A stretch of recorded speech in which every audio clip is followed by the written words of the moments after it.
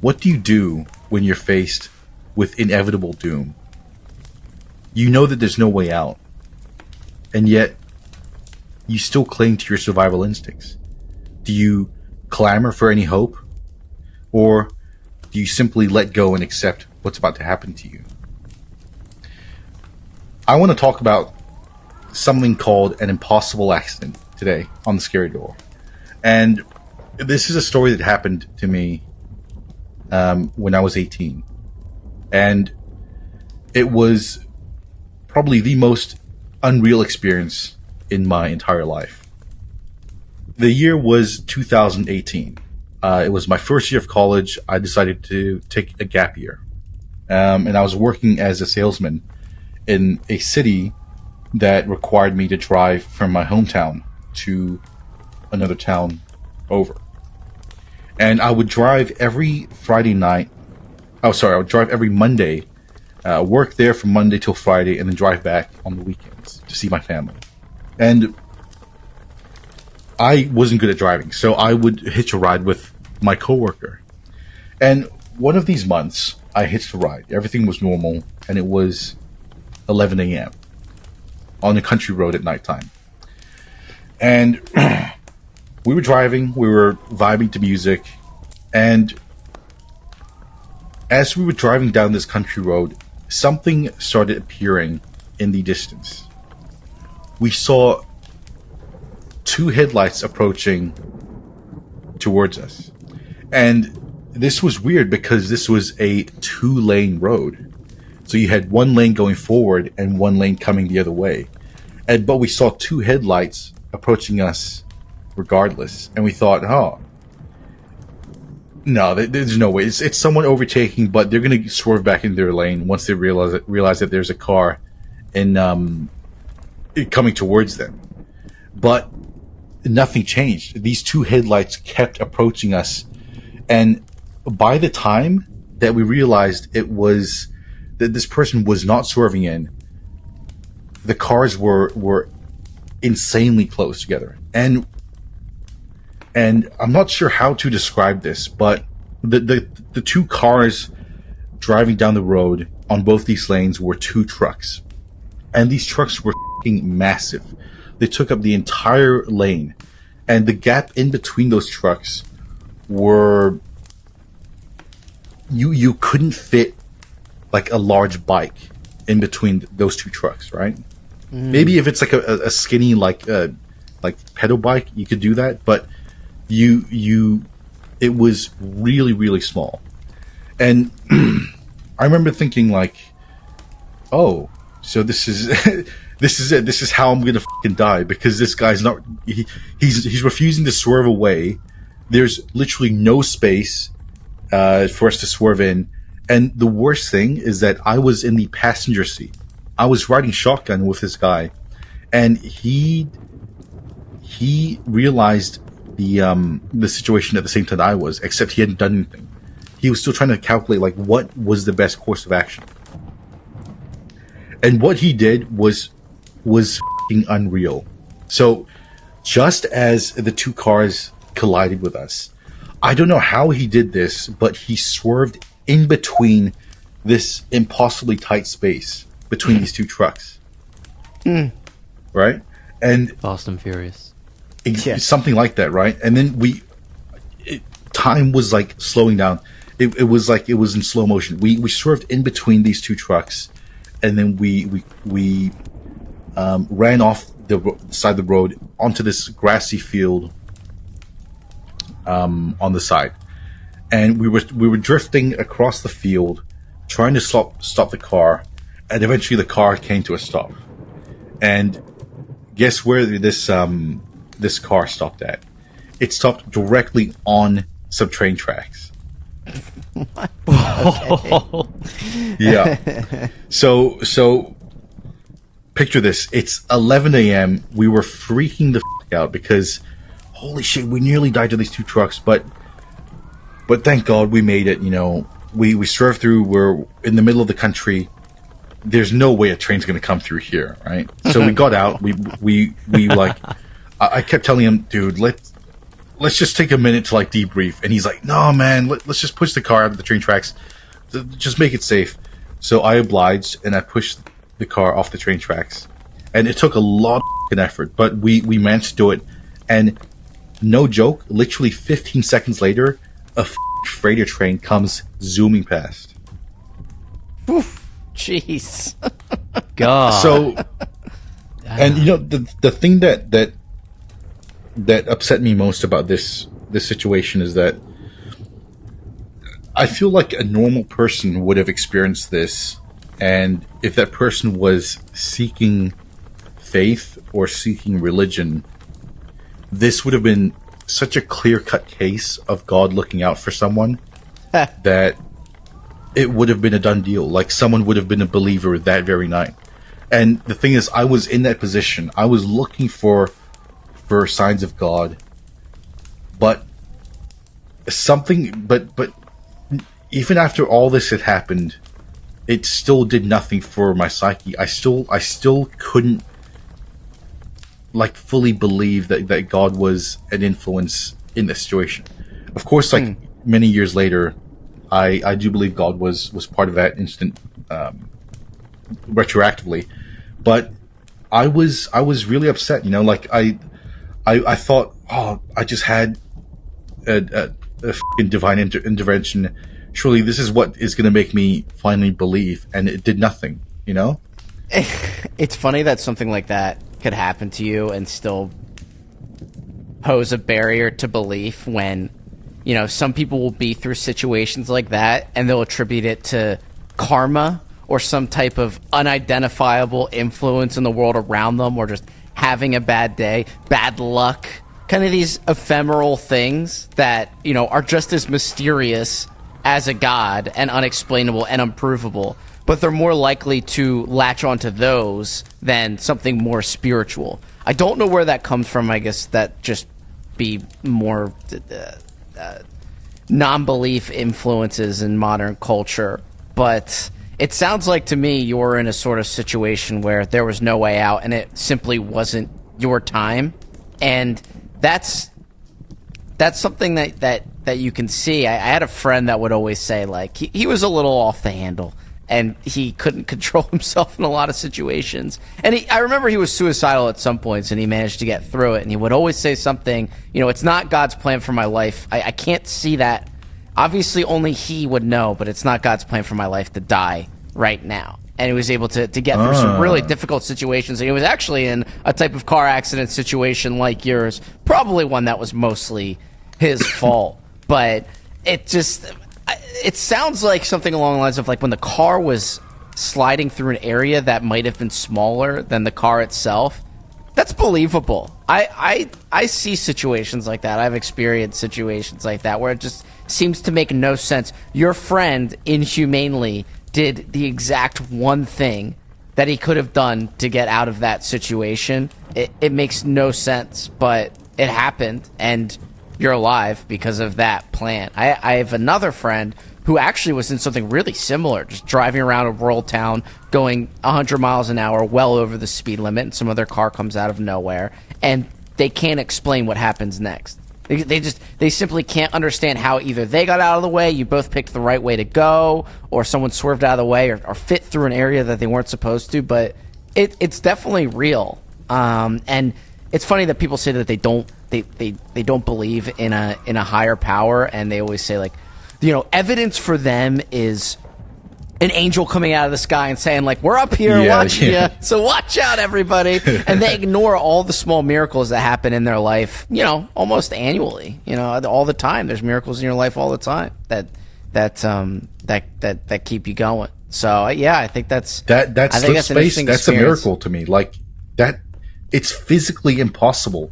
If for both the trucks to move out of the way enough for a car to slip through, at least one of the trucks would have veered off onto the side of the grassy field on the side. The road was that small, so it boggles my mind that was physically possible somehow. You know? Are you familiar with quantum immortality? Yes.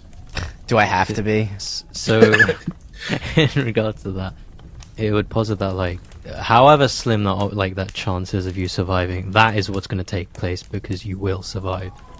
Maybe that shifting of like timelines, let's say, is divine intervention in a way. Are you dying and is Tyson dead in another timeline that he branched out so of? like Tyson, what I was going to ask next is, did you have thoughts of like death or like visualize like the death taking place or have like the collision, like getting hit by the train?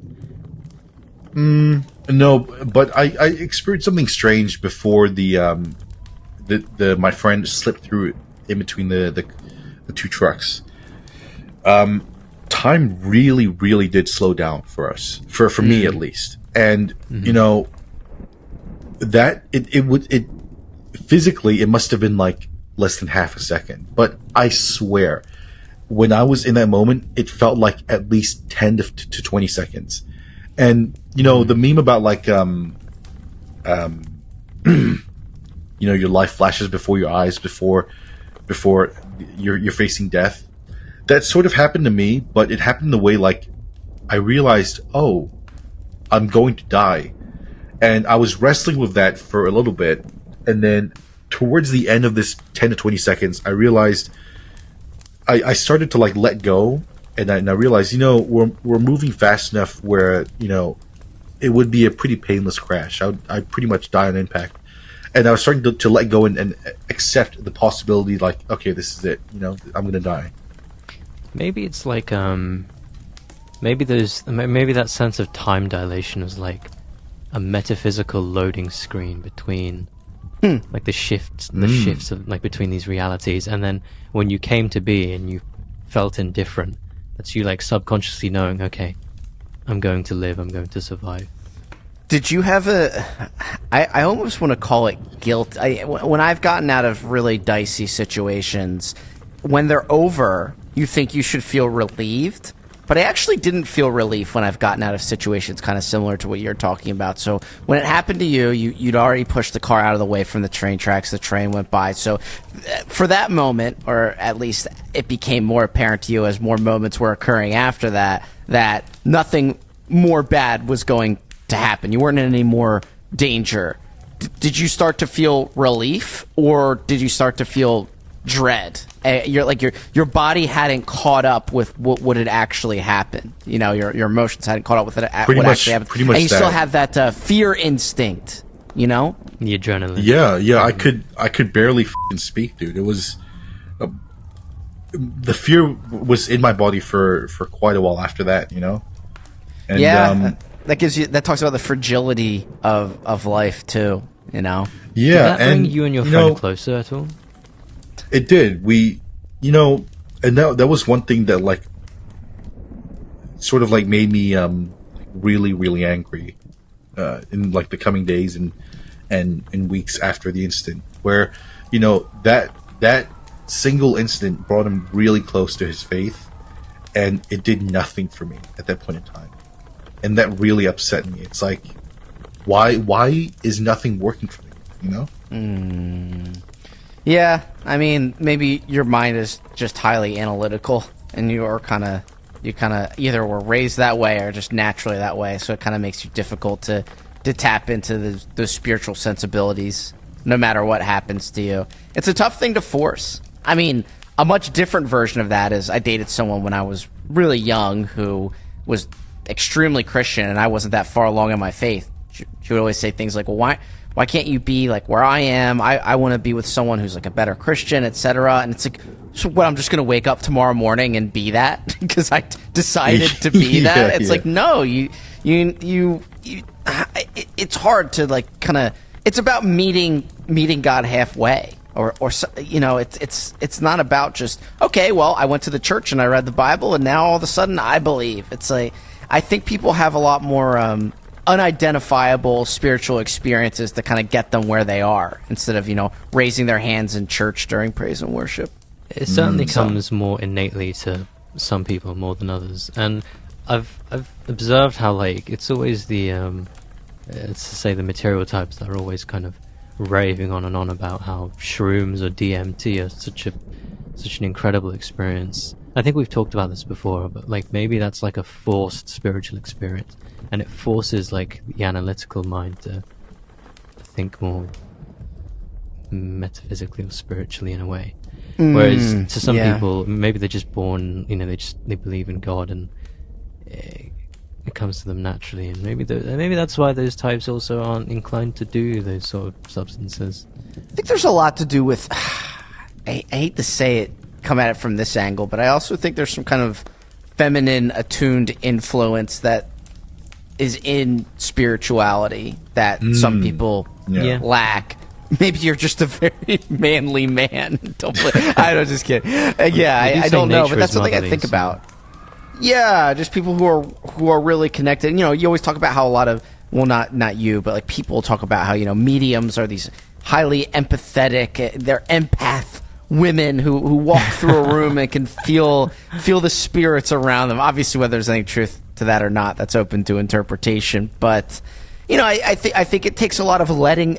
Maybe what I'm getting at, kind of working backwards into it, is just maybe it has a lot to do with letting go of realistic physical perceptions that you have and trying to be more attuned to illogical thinking.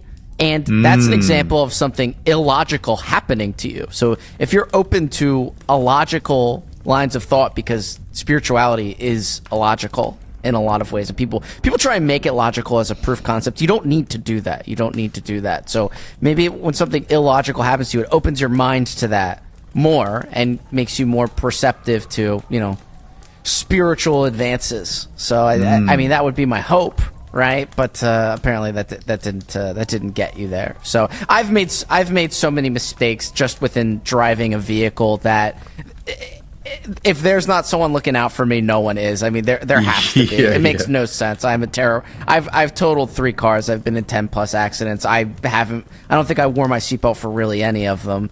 Just a really bad driver. And there's someone looking out for me up there. That's all I can say. So, but I believe that anyways. Going back to like what Ari said about quantum immortality and how like when the event was happening, like the smallest fraction of a chance outcome, that is the one that's like predetermined, and that's going to happen no matter what. It didn't feel like that. It felt more like physics stopped working at that point in time. That's a good way of putting it. My question to you guys is: have you guys ever felt or experienced a situation where physics stopped working? Yes. I'll tell you what.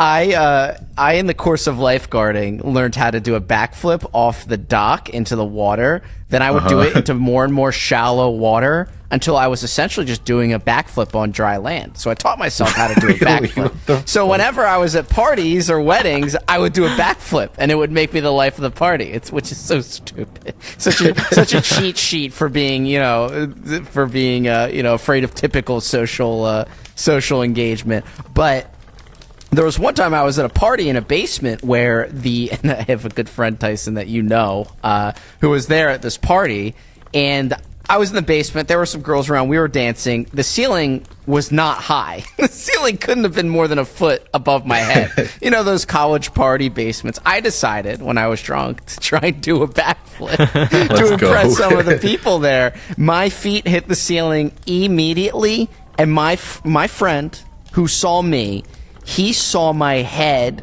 hit the ground and my neck snap. He said, "That's it. Really? He's paralyzed." Yep, he's paralyzed. That's it. He just paralyzed himself at this party right now in front of everyone. I got right up like nothing had even happened. He said, "I saw your head and your neck basically snap. You looked like you were just died, and then you got right back up." It made absolutely no sense. Damn. And I said, "It wasn't my time. It just wasn't my time."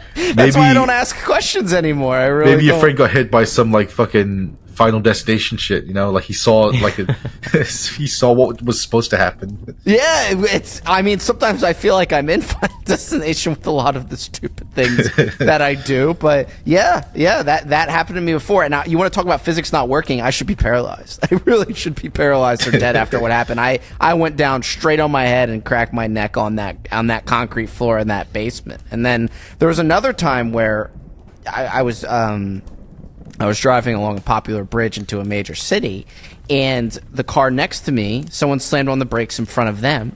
They had to swerve away. They swerved into my car, and I was driving an Audi, that small two-seater Audi convertible at the time. And when they swerved into me, they pushed me into the side tire hitch for the spare tires on a giant semi-truck, or whatever they call it, 18-wheelers, tractor trailer. And that hitch went into the window of my car. So it went into the window of my car, so I was attached at the hip, literally, to this truck that was driving along the road and didn't even know they had hit me. Jesus. So I couldn't move my car. I couldn't get out of it. I could see the hitch through my window attached to the inside of my car. There was glass shattered all over me. I was like a sidecar, basically, like those World War II motorcycles to a tractor trailer. And what happened was, when I finally shook loose from the car, it ran over my car. The tractor trailer ended up running over me, essentially, because I spun out. And they went way up in the air, and then eventually were able to like level out. And that's when they finally realized they had run someone over.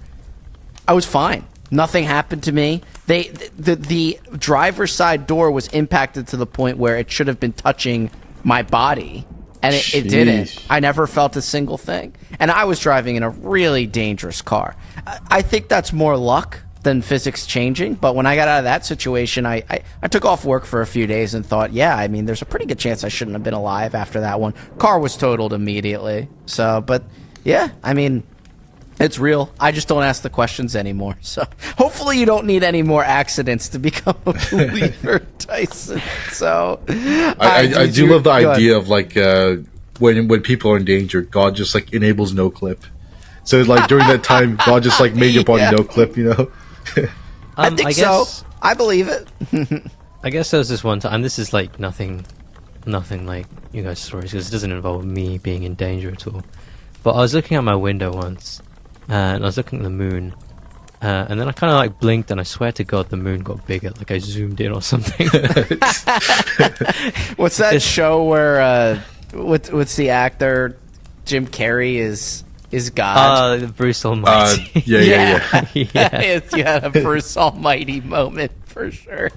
I'll tell you, when you're younger, there are some really strange things that happen that you don't understand why they're happening, and they seem surreal. I remember there was a time where I started pulling I split my fingers apart, and there were needles inside of my fingers that hadn't been there before. It's like they grew inside of me like I was an X-Man or something. People say it's this disease called Morgellons, which we'll probably do an episode on sometimes, which actually isn't even medically diagnosable, but that never happened to me again. And I thought to myself, why did that happen? It was so weird, but when you're young, you don't pay as much attention to it, So I kind of have a similar story. When I was like 6 or 7, I was playing around with electricity for the first time. So I would get a plug and I would cut the wires off, so it was exposed wire. Put it in the plug, turn it on, and then I would touch the wires. And I fucking electrocuted myself, and I swear to God, dude, it electrocuted my thumb so fucking bad that when I pulled it away, I swear I could see the inside of my thumb, like the flesh and all that, and I swear it was fucking green. Yeah. Dude. Oh wow, you must have really got to yourself there. So maybe. And I thought, like, what? Am I made of, like, fucking plants or something? Like, what's going on here, Yeah, I wonder what that is, that part of the healing process, or what was going on where you get electrocuted. But really, it's probably just like my eyeballs were, like, electrocuted, so they just saw green or some shit. Wait, hold on. Aren't you colorblind? I am, yeah. Maybe it's from that. Ah. Yeah. I have a really corny story that my friend likes to tell, where his friend brought over this devil like toy made of wood, and my friend, who was young, he's like a little kid, he's like 5 or 6 years old, told his friend, he's like, I don't like it, I don't like your toy, it's demonic. So he was raised in a really Christian household, and he said something like, God doesn't like your toy. And he said every time that he said that, a piece of the toy would fall off to the ground when it was like a well-made. Yeah, so it's like, I mean, unexplainable physics, right? Obviously, this is just extreme, anecdotal, probably exaggerated story, but That's what we're here for. That's the fun stuff, right? So, Dude, you want to talk about like impossible physics with toys?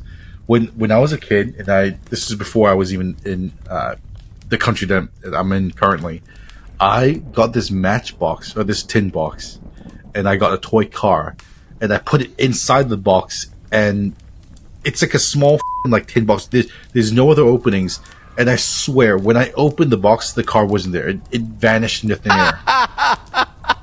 there are so I wonder what that's called, right? That kind of strange things that unexplained. Is that just us misremembering things when we were younger? But it's like, no, you probably remember it, right? Obviously, you remember it. So, yeah. I mean, I'll probably tell a story on here. It's probably about ghosts, but yeah, it's some insane things happened to me when I was younger. That is just wow. I don't see what explanation for that. What other explanation there could be? But besides you just being younger and more susceptible to those things. So, who knows? But it's funny. It's almost like dreamlike when you think back to things like that. And you don't think much of them when you're a kid either. It's like, wow, that was really weird. I just broke physics, but that's not a concept to you yet when you're that young. Yeah, exactly. It's just like you're like, it's like my that's cartoons. weird. Yeah, it's just like a cartoon that you're watching. If it aligns with that, then it aligns with that. So, yeah, that's super interesting stuff. I do like the concept of just physics not working, and I bet you there's countless stories hanging out online and just be like, yeah, when I tried to do it, nothing happened, or it didn't do it. Like, there's stories about people who, they're going to commit suicide and their gun jams at that moment, and they don't follow through with it. And even though it's an impossibility, right, in some instances. So, it's certainly something to think about. So, thanks for bringing it to the table, Tyson. No worries. Yeah, you brought up something interesting as well. I really want to do a deep dive in this on a future episode, but time loss, that's really interesting to me. I want to go deep on that. Oh yeah. There's definitely countless stories on that. You know what else goes in tandem with time loss is people who experience it but also end up on another side of the country, or a kid goes missing for a split second and ends up on another side of the country. So I know the Mothman main paranormal investigator John Keel, who's one of my biggest paranormal influences in Our Haunted Planet. He talks about that. I think it's super interesting. So, yeah. Yeah, so there's a recorded case of that in the past few hundred years. Like, it's modern enough that it's documented, but it's old enough that it's weird because there's no means of transport to get someone from this place to another that quickly. But I think you're right. It did happen not that long. I think it was 10 years ago, maybe. Yeah. No. Oh, maybe that's a different thing because the one I was thinking of was at least 100 years ago, maybe 200, 300. Well, who knows what they're talking about back then? It was but it was definitely real. I think it was some guy in Malaysia, military guy or whatever, ended up he sat by a tree, right, and then he blinked and he woke up in Europe in another military kind of thing. I think something like that happens. And then he was like, "Wait, what's going on? What's going on?" He gets out and then some soldiers confronted him, whatever, what? Who are you? What are you doing here? And the guy's freaking out, and they're so confused. They make contact with whoever, wherever, wherever he came from. They're like, yeah, this guy went missing, and why is he over there? How did he get over there? And they're going back and forth talking about it, and they're like, okay, this just makes no sense. This guy blinked and he teleported somewhere else. There's another one. I think the one you were talking about, Moya, is that the one with the airport? I think it involves something with Germany. I can't quite remember. So there was a case of a guy turning up at an airport, and he's going into his check-in thing, pulls out his passport. The country he comes from doesn't exist. The currency he's using doesn't exist. The name of the country, he pulled out a map, and the names are different or whatever. Everyone's confused, but the thing is, it's real. His passport, everything's legit. And then, just one day, as he's stuck in the airport, he disappears. Just vanishes. Okay, well, we'll have to do a separate episode on that one. That certainly sounds interesting. All right, well, much appreciated. So, thanks for listening, everybody.